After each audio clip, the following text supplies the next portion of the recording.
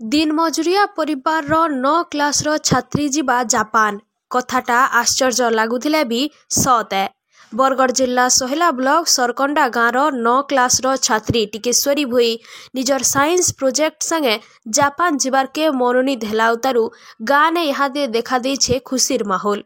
सरकंडा गाँव राजमिस्त्री भावे काम करुतबार गोविंद भुए आर सुजाता भुएंकर झी टिकेश्वरी सप्तम क्लास नो पाठ पढ़ुतबार बेलके सांग घर के जाइथिले। बुणाकार गाँ भावे परिचित सरकंडा ने घरे घरे वस्त्र बुनुतबार बेलके सांग घरे भिल वस्त्र बुनुतबार देखिथिले आर सही ठानु अरट ने सूता गुढ़ाबार कष्ट के अनुभव करि पारिथिले, जेनटा के नै करी निजर मन भितरे किछि गुटे सहज उपाय लगी चिंता करिथिले। स्कूल ने विज्ञान प्रदर्शनी ने निजर विज्ञान शिक्षक को अरट प्रोजेक्ट विषय ने कहिथिले आर शिक्षक गीता के तांकु गाइड करिथिले।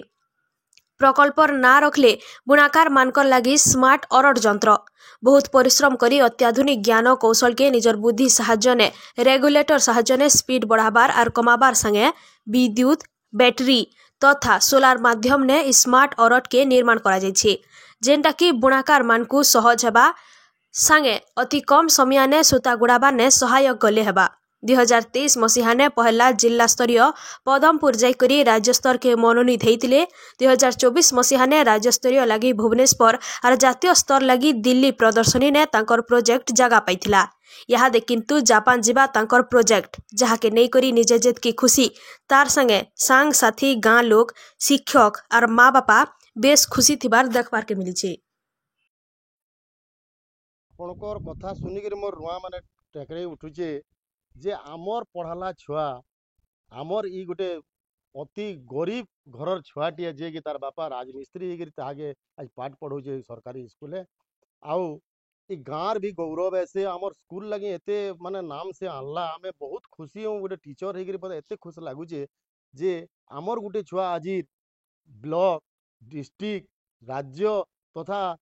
आमर सर्वभारतीय क्षेत्र में सिलेक्ट होकर आज से इंटरनेशनल प्रोजेक्ट माने जेनटा कि आमर साइंस प्रोजेक्ट इंस्पायर प्रोजेक्ट से प्रोजेक्ट सिलेक्ट होकर आज से जापान जीवार लगी मनोनीत होइछे। आमे आमर खुशी तमन आमे जाहिर करि न पारबार केते खुशी अछु।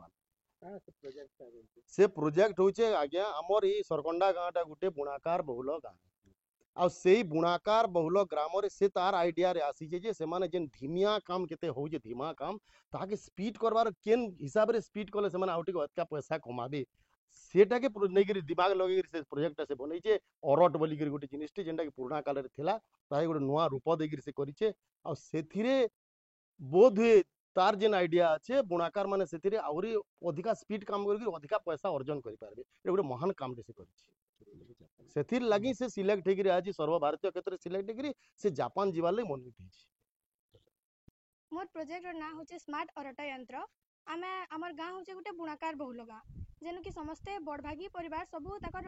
जेन बुनसन सेतिर ऊपर निर्भर करसन बेले जते बेले मोर सांग घर के बुली जेतिली सेते बेले देखली तार माँ सूता काम करुतिले और जणे कणा भरुचे और जणे कम बांधुचे तार माँ जेन थिले सूता काम करुतिले अरट घुरौतिले बेले से माने हाथे करुतिले सेरा हाथे लागितला सेरा करुतिले कणा भरुतिले बेले मु देखली सेरा बहुत बड़ थिला बेले गुटे स्थान नो अन्य स्थान के नेबार लागि असुविधा होतला सेरा देखली फिर हाथे करतिले समय भी अटका नउचे और फिर मांसपेशी बोला लागुचे जेंतु कि से माने महिला माने अन बेले घर भी तो संभाल के पड़बा नहीं ताको बेले सेरा देखली और मुई मोर गाइड टीचर श्रीयुक्त हरिबारी गाया को आसी करी कहली तांकर तत्वावधान रे आमे स्मार्ट अरट यंत्र के बनालु। हमर ये प्रोजेक्ट होछे बुणाकार मानकर लगी गोटे बहुत इम्पोर्टेंट प्रोजेक्ट है और प्रोजेक्टर ना होछे स्मार्ट अरट जंत्र जेन अरट जंत्र साहाय्य बुणाकार तार सूता गुरई पारसी बोले कम समय भितर कम शारीरिक परिश्रम होकर केन्दारक में अधिक परिश्रम करि पारबा तमने अधिक काम दे पारबा से लगी स्मार्ट अरट जंत्र है आउ यही अरट जंत्र जेहेतु आमर गाँव 60% एभव होसन बुणाकार और ताकर गोटे चिन्हाटे जातीय स्तर तक जाकर जातीय स्तर अनु फेर जापान जीवा सेटा गोटे आमर गाँव लगे बहुत बड़ गौरव है और सुनिक बहुत बहुत खुश लगुचे। मुई आमर जेन जापान जो छात्री टिकेश्वरी भोए तार गोटे सांग आमर क्लास रे पढ़सी से टिकेश्वरी से बहुत भल बेले तार आमे कहि पारमा कि से ऑलराउंडर है से सबुथिरे पारंगम एंता कि आमर जेन साइंस एग्जिबिशन हेतला से जेन भाग नेतला से मनोनीत हे करी दिल्ली तक जीतला सेनु फिर सिलेक्ट हे करी यहाँ जापान जाउछे हमको सांग मन को एते प्राउड फील होछे अमर अमर देश लगी गुटे गर्व है टिकेश्वरी अमर भारत लगी गुटे बहुत बेले गर्वर कथा कि आमर भारत रो जणे जो छे अलगा देश रे सेनु तार प्रोजेक्ट रिप्रेजेंट करबा लाई आमे सांग माने भी बहुत खुशी अछु तार लगी बहुत गर्वित अछु कि आमर सांग गुटे जापान जो छे बोली तापने एते भाबी पारी छे सेटा एते करी पारी छे सेटा गुटे बहुत बड़टे कथा है एंते आमे समस्ते भी थिलु आमे भी भाबी पारी तो हाँ बहुत बहुत कष्ट है आज्ञा आमे मूला मजूरी करबार लोग मिस्त्री काम करी जासी आउ सेतिरे जेनटा भी होचे घर परिपोषण करी छुआ मानकर पाठ पढ़ारे केतेबेले पूरा भाव खर्च करी हेई पारुचे भी केतेबेले कंट्रोल भी हेई जाउचे आउ इहादे तो आज्ञा मन जेनटा कहले टिकेस परी जापान जीवा रेडी करमा जेतेले बोले पहला हमको कहले मते तो टिके बहुत कड़ा हला आज्ञा जे वर्तमान से सरकार केंदा बतरे सेटा नेबे आनबे सहयोग काण करबे मुई तो किछि नहीं जानी मते ना कहलो ना आज्ञा बोले केना करी बा बोलिकरी कहले यहाँ पहला ताके देश न गोटे देश के गला पूरे अनेक खर्चा लागसी ताकर पासपोर्ट इत्यादि बना लागसी सेति परे आदे पिला माने खुली कथा होतले जे 10-15 हजार टका खर्चा लागि बा